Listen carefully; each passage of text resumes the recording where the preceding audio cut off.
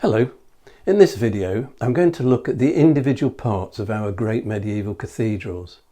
Although they're complex buildings and all different, a certain grand design came to be thought appropriate, which led to the incorporation of typical features, and it's useful to be familiar with them. So what I'm going to describe is not any one particular medieval cathedral, it's a kind of composite. As with all churches, the orientation is typically west to east. At the west entrance you would expect to find a porch, sometimes called a gallery, leading to a vestibule or narthex. In the medieval period this was a space for penitents awaiting absolution or converts before their baptism. Beyond is the nave where the laity congregated. There were no seats or pews in our medieval cathedrals. Some might have a stone bench along the wall for those too infirm to stand, and is one possible origin of the phrase, "the weakest go to the wall." The western entrance was the usual ceremonial entrance, but there may well be processional doors leading into the nave from a cloister, a quadrangle of covered passages typically attached to the south side, and off which in a monastic cathedral, domestic and other buildings were set. Aisles either side of the nave allow for ceremonial processions. And for processional purposes, cloisters were sometimes added to secular cathedrals, providing a place under cover where clergy could gather before processing into the nave for liturgical ceremonies. In a secular cathedral, look for a door on the north side of the nave, another lay entrance, or an entrance of convenience for canons leading to their accommodation. Typically the nave will be 3 stories. Above the aisles a middle story or triforium, and opening onto the nave with a gallery behind. Above that the clear story, a row of windows allowing light into the building.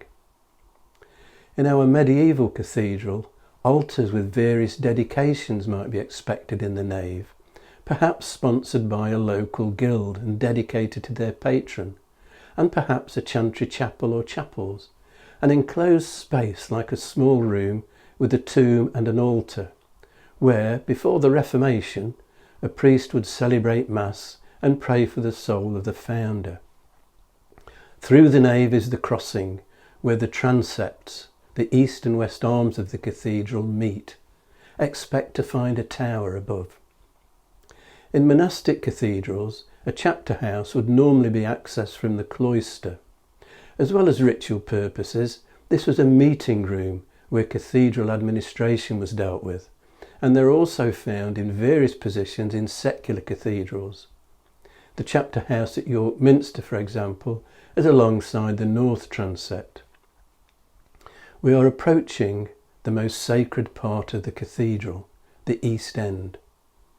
In a medieval cathedral there would be a rood screen, a partition stretching across the width of the cathedral, with a rood, the Saxon word for cross, above, and a loft for a choir or musicians accessed by stairs. Beyond the rood screen, a second more substantial screen with a central door, the pulpitum, separating the nave from the choir, where the cathedral community sit and sing during services. In a cold and draughty medieval cathedral, with offices being celebrated throughout the day, the pulpitum may have made the choir a little more comfortable, or may even have contained an organ. This medieval double screen arrangement is rare today. Generally, rood screens have been removed, sometimes leaving the pulpitum, which may then be confusingly referred to as a rood. Often the pulpitum has been moved to a side wall in the nave or into a transept. Lining the choir are the choir stalls, with the bishop's cathedra or throne at one end.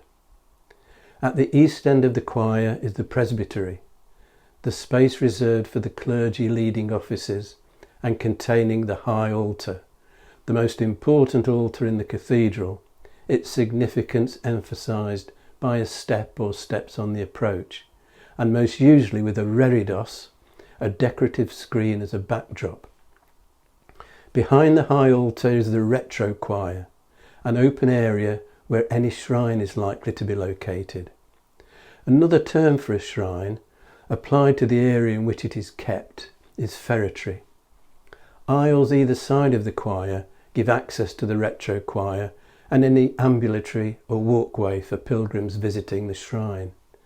These aisles may have northeast and southeast transepts, some with aisles of their own. At the far east end there may be a chapel, perhaps a lady chapel, or in our medieval cathedral, an apse containing further altars. Our medieval cathedrals are all magnificent examples of the master mason's art, built with basic equipment, planned and laid out using large mathematical dividers and compasses, set squares, rulers, plumb lines and templates. Generally, master craftsmen wouldn't have been literate. Complex buildings were designed on simple, time-tested geometric principles. The relationship between the side of a square and its diagonal forms the basic ground plan at Norwich Cathedral and at Durham Cathedral. Wooden scaffolding of various types was erected, platforms attached by put-log holes and reached by ladders or wicker walkways. The entire building might be cloaked in a framework of scaffolding. Pincers, treadmills and cranes or windlasses with pulleys lifted stone blocks.